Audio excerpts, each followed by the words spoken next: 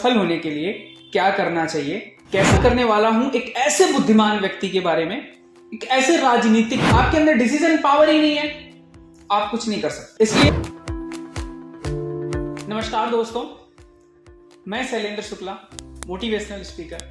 आज मैं बहुत ही अहम टॉपिक पर बात करने वाला हूं। एक ऐसे टॉपिक पर बात करने वाला हूं जो आपको अपनी जिंदगी में उसका होना बहुत जरूरी है। अगर वो टॉपिक आपकी जिंदगी में नहीं है तो शायद आप अपनी कामयाबी से बहुत बहुत बहुत ज्यादा दूरी पर हैं। तो इसलिए आज जो भी मैं बात करूंगा, अगर आप इस वीडियो को लास्ट तक देखेंगे तो शायद आपको इस वीडियो के माध्यम से अपनी जिंदगी के बारे में कुछ सीखने और जानने को मिले कि हमें सफल होने के लिए क्या करना चाहिए, कैसे करना चाहिए। जी हाँ, मैं बात करने वाला हूं। आज बहुत सारे लोग इस भारत देश में, इस हिंदुस्तान में, इस दुनिया में बहुत सारे लोग ऐसे अपनी जिंदगी को गुजार रहे हैं कि जैसे उनको किसी से कोई लेना देना ही नहीं है, कोई उनकी लाइफ में किसी भी प्रकार का उद्देश्य ही नहीं है। जी हाँ, उनकी लाइफ में उनका कोई पर्पस ही नहीं है। यानी कि उनको ये नहीं पता है कि हमें अपनी लाइफ में क्या करना चाहिए। उनको कोई गाइड करने वाला व्यक्ति नहीं मिल रहा है, क्योंकि आजकल के स्कूलों में ये नहीं पढ़ाया जाता है। आजकल के स्कूलों में फिजिक्स, केमिस्ट्री, बायोलॉजी और इंग्लिश, मैथ्स ये चीजें पढ़ाई जाती है, लेकिन ये चीज नहीं पढ़ाई जाती कि आपको जिंदगी में क्या करना है। ये गाइड आपका टीचर आपको नहीं कर पाता है। आपको ही अपने आप में एक संकल्प लेना होता है कि हमें ये करना है, फिर उसके बाद आपको उस चीज की आपको तैयारी करनी पड़ती है।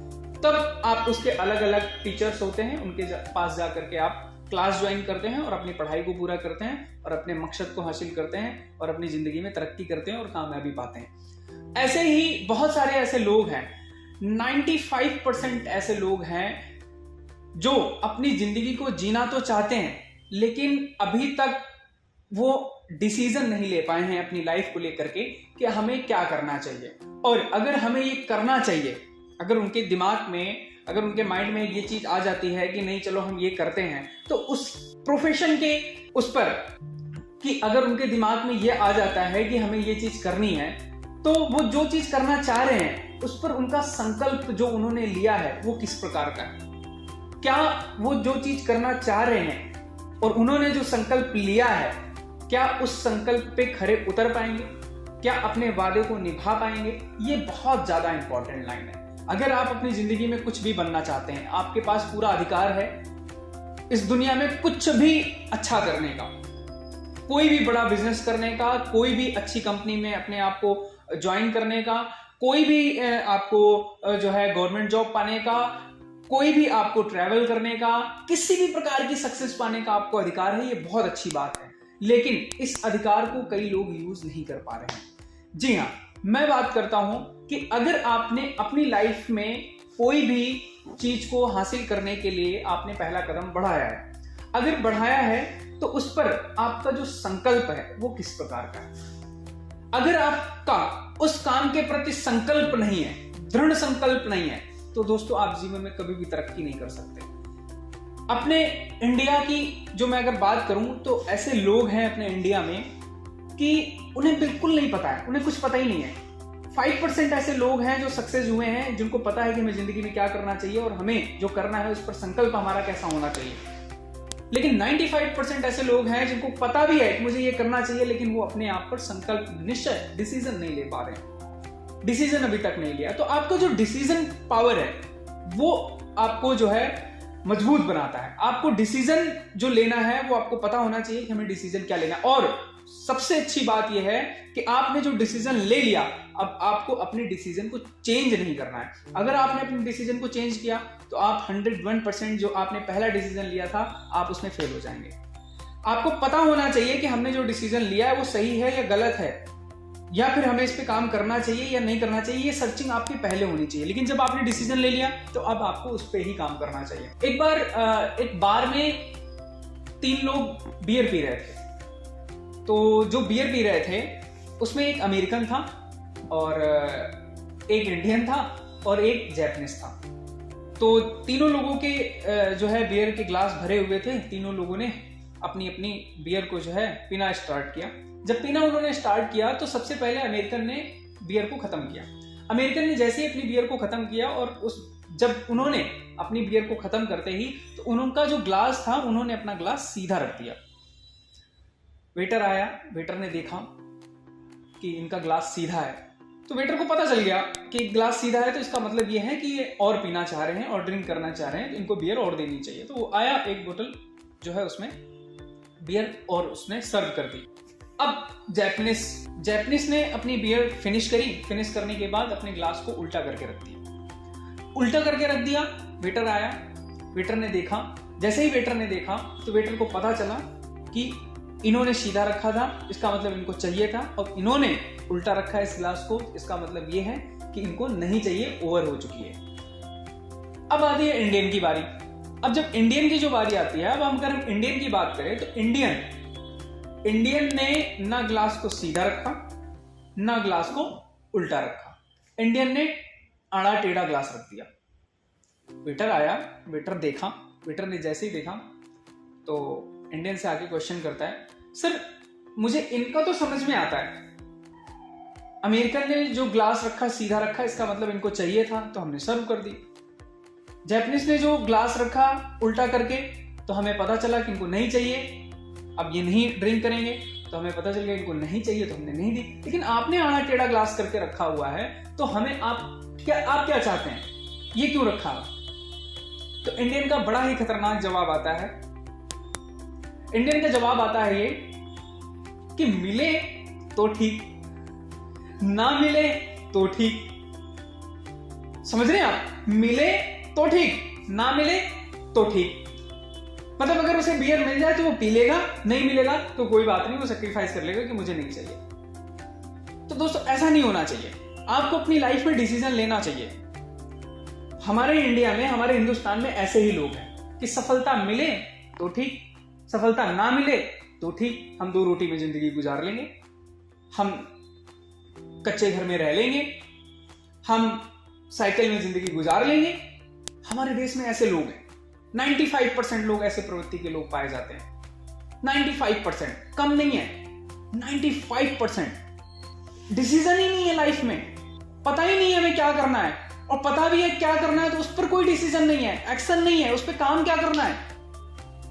आपका डिसीजन जो होना चाहिए, तो मैं अब जिसके बारे में बात करूंगा, आपको उनसे अपनी जिंदगी के बारे में कुछ सीखना चाहिए कि उनके डिसीजन कैसे होते थे। जी हां, मैं बात करने वाला हूं एक ऐसे बुद्धिमान व्यक्ति के बारे में, एक ऐसे राजनीतिक व्यक्ति के बारे में जो शस्त्रों से नहीं लड़ते थे, सिर्फ अपनी बुद्धि से लड़ते थे।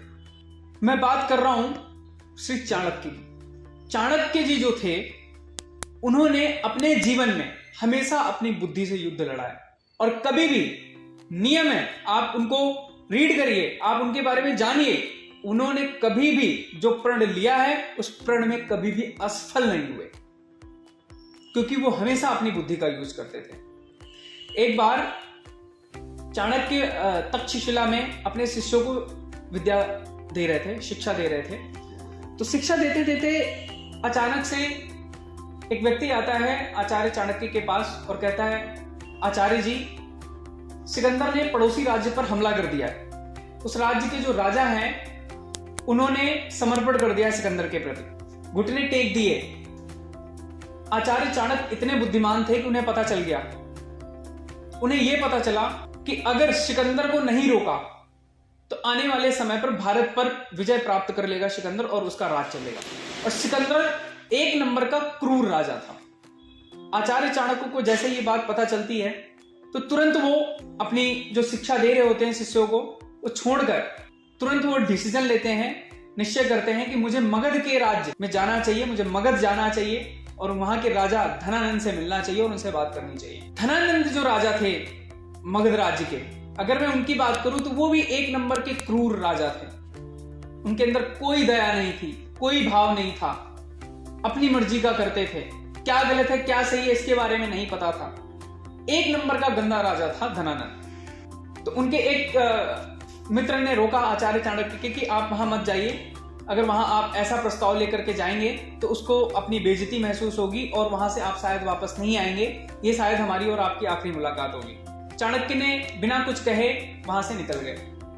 उस व्यक्ति से कुछ भी नहीं कहा और वहां से निकल गए। मगध राज्य जैसे ही पहुंचे तो वहां पर जैसे ही राजा के महल के पास पहुंचे तो दरबारियों से बोला कि मुझे राजा से अर्जेंट मुलाकात करनी है और प्लीज मेरा ये संदेश पहुंचा दीजिए। तो दरबारियों ने कहा कि अभी रुकिए, राज्यसभा चल रही है अंदर और अभी आप नहीं जा सकते। तो चाणक्य जी ने कहा ठीक है, मैं इंतजार कर लेता हूं। तो चाणक्य ने इंतजार किया, 1 घंटा इंतजार किया। 1 घंटे बाद फिर से दरबारियों के पास गए कि बोलिए कि उनसे अर्जेंट है, मुझे बात करनी है और बहुत ही खास टॉपिक है, उस पर मुझे अर्जेंट बात करनी है। दरबारियों ने कहा राज्यसभा चल रही है, अभी आप नहीं जा सकते अंदर। ऐसा करते करते करते करते चाणक्य को सुबह से शाम हो गई। जब सुबह से शाम हो गई, दरबारियों ने अंदर नहीं जाने दिया, राजा की राजसभा ही चलती रही। तो चाणक्य ने दिमाग लगाया अपना कि अब सीधी उंगली से घी निकलने वाला नहीं है, अब इस उंगली को टेढ़ी करना पड़ेगा। वैसे ही जब इन्होंने ये सोचा तो उसके बाद उनको पीछे एक रास्ता देखा जिसमें महल में रसोइयां कुछ एंट्री कर रहे थे। उनको लगा कि अब हमें कुछ कलाकारी करनी पड़ेगी, तो उन्होंने अपना रसोइयां का वेश रखा और वो रख करके अंदर महल में प्रवेश कर गए। जब महल में प्रवेश कर गए तो राजा के सामने जब प्रवेश कर गए, जब राजा के सामने पहुंचे तो चाणक्य बड़े आश्चर्यचकित हुए। आश्चर्यचकित इसलिए हुए कि क्योंकि उनको सुबह से शाम तक हो गई और उनके दरबारी ये कह रहे थे कि वहां पर राजसभा चल रही है, और जब चाणक्य पहुंचे वहां देखा तो वहां पर कोई राजसभा नहीं चल रही थी। वहां सिर्फ और सिर्फ नृत्य चल रहा था सुंदरियों का, जिसमें मगध के राजा धनानंद चूर थे। जैसे ही मगध के राजा धनानंद की नजर चाणक्य पर पड़ती है तो चाणक्य को कहते हैं, कौन है तुम, बिना अनुमति के अंदर कैसे आ गया? चाणक्य ने बड़े ही नम्रता भाव से उनको बोला, प्रणाम महाराज, मुझे एक बहुत ही अर्जेंट बात करनी थी आपसे, इस वजह से मैं सुबह से आपका इंतजार कर रहा था, लेकिन हमें आपसे मिलने की अनुमति नहीं दी गई, लेकिन फिर भी मैं आपके पास चला आया। मुझे क्षमा करें, लेकिन बहुत ही अत्यंत और बहुत ही अर्जेंट बात करनी थी आपसे। तो धनानंद ने कहा कि अब जब आप अंदर आ ही गए हैं तो बताइए क्या बात है। चाणक्य ने कहा, महाराज सिकंदर ने पड़ोसी राज्य पर हमला कर दिया है और पड़ोसी राज्य ने घुटने टेक दिए हैं, अपने आप को समर्पित कर दिया है सिकंदर के प्रति। अगर हमने सिकंदर के प्रति कोई एक्शन नहीं लिया तो वो बहुत जल्द भारत पर आक्रमण करके भारत को अपने कब्जे में कर लेगा। धनानंद ये बात सुनते ही क्रोध से भर गए। तुरंत धनानंद ने कहा, अगर तू ब्राह्मण नहीं होता तो तेरी गर्दन अभी मैं काट देता, बस तू ये समझ कि तू ब्राह्मण है और मैं ब्राह्मणों को मारता नहीं हूं। चाणक्य ने कहा बड़े प्यार से, महाराज कोई गलती हो गई हो तो क्षमा करें, लेकिन आप इस चीज को बहुत ही ध्यान से समझें, ये बहुत ही खतरनाक साबित हो सकती है। धनानंद ने कहा, तू मुझे सिखाएगा कि राज्य को कैसे चलाना है, राज्य की सीमा की सुरक्षा कैसे करनी है, तू मुझे बताएगा? तूने कभी किया है ऐसा? तू मुझे बताएगा कि मुझे क्या करना चाहिए? चाणक्य को धनानंद ने बुलाया, बोला इधर आओ। चाणक्य गए। चाणक्य बोले, जी महाराज बताइए। धनानंद ने चाणक्य को जमीन पे बिठा दिया। जमीन पे जब बिठाया तो चाणक्य वो अपमान का जो घूंट था, जो जमीन पे उनको बिठाया, वो अपने ही अंदर पी गए उसको, लेकिन राजा से कुछ नहीं कह पाए। धनानंद ने कहा, देखो ये है तुम्हारी औकात, तुम जैसे लोग हमें बताएंगे कि हमें राज्य कैसे चलाना है, अपनी सीमा की सुरक्षा कैसे करनी है, तुम्हारी ये औकात है और तुम अपनी औकात में रहो। चाणक्य को गुस्सा आया। चाणक्य ने बोला, महाराज ये देश का सवाल है, अगर आपको लगता है ऐसा कि ये पाप कर रहा हूं मैं, तो मैं ऐसा पाप कई 1000 बार करूंगा महाराज। ऐसा कहते ही धनानंद को और गुस्सा आया और अपना पैर उठाया और उनकी छाती पर प्रहार किया। जब उन्होंने प्रहार किया तो चाणक्य के नीचे जमीन पर गिर गए और तुरंत धनानंद ने कहा कि आप सिपाहियों को बुलाया, सिपाही इसको ले जाओ। और मैंने सुना है ब्राह्मणों की शिखा में ही उनका सम्मान होता है, इसकी शिखा पकड़ के, इसकी चोटी पकड़ के इसको घसीटते हुए दरबार के बाहर फेंक दो। तो जैसे ही सिपाहियों ने उनकी चोटी पकड़कर, शिखा पकड़कर उनको खींचने लगे, घसीटने लगे, बाहर लेके जाने लगे, तो तुरंत चाणक्य ने एकदम से झटका दिया, सारे सिपाही गिर गए। जब सारे सिपाही गिर गए तो एकदम से चाणक्य उठे और धनानंद को बोले, सुन धनानंद, जिस तरीके से तुमने मेरा अपमान किया है, अगर इस अपमान का बदला मैं ना लूं तो मैं भी तक्षशिला का आचार्य चाणक्य नहीं। और मैं कसम खाता हूं कि ये जो चोटी है, ये जो शिखा है, ये मैं तभी बांधूंगा जब मगध की गद्दी पर एक बहुत ही अच्छा राजा बिठा दूंगा। ये चाणक्य ने संकल्प लिया धनानंद के सामने कि मैं राजा बनाकर ही रहूंगा और मैं इस गद्दी पर राजा बिठा करके ही रहूंगा और तुम्हें इस गद्दी से हटा कर रहूंगा। ये उन्होंने प्रण किया। जैसे ही उन्होंने प्रण किया तो उन्होंने धनानंद ने आदेश दे दिया कि ये पूरे इस सीमा की कहीं भी आसपास दिखे तो इसको तुरंत मार देना। आप अगर दोबारा दिखे, जा ब्राह्मण, मैंने तुझे पहली बार माफ किया और दोबारा नहीं दिखना चाहिए। सबको आदेश दे दिया कि अगर ये व्यक्ति दोबारा दिखता है तो इसको तुरंत मार देना। और दोस्तों, आपको पता है कि चाणक्य ने चंद्रगुप्त जैसा राजा पैदा कर दिया और मगध की गद्दी पर बिठा दिया। ऐसे होते हैं संकल्प, ऐसे करने चाहिए आपको संकल्प अपनी लाइफ में। अगर जिंदगी में कुछ करना है, अगर नहीं कर सकते संकल्प तो कुछ भी नहीं कर सकते। ऐसे करने चाहिए संकल्प। आपको संकल्प भी नहीं कर सकते अपने गोल्स के प्रति, आपको करना क्या है, उसके आगे आपको उस पर डिसीजंस क्या क्या लेने हैं, आपके अंदर डिसीजन पावर ही नहीं है, आप कुछ नहीं कर सकते। इसलिए ध्यान रहे, आप जिंदगी में कुछ भी कर रहे हैं तो आपको उसके ऊपर डिसीजन जो आपका है वो कैसा होना चाहिए, एक तरफा डिसीजन होना चाहिए। Thank you.